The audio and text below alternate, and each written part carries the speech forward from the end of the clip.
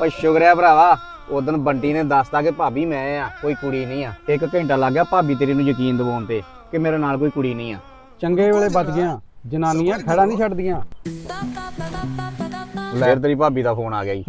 Hello, ਮੈਂ ਇੱਥੇ ਆ ਬਸ ਬਾਜ਼ਾਰ ਹੀ ਆ ਮੜਾ ਜਾ।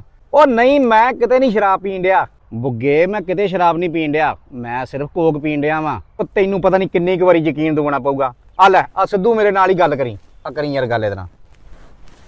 ਹੈਲੋ, ਉਹ ਭਾਬੀ ਨਹੀਂ ਸ਼ਰਾਬ ਪੀਂਦੇ, ਉਹ ਅਸੀਂ ਤਾਂ ਕੋਕ ਚ ਪਾ ਕੇ ਸ਼ਰਾਬ ਪੀਂਦੇ ਆ। कैसा लगा मेरा मजाक? ਦੌਰ ਫੜੇ ਮੂੰਹ ਤੇਰਾ ਮਰਵਾਤਾ ਹੀ ਸਾਲਿਆ। मैं तो तेरी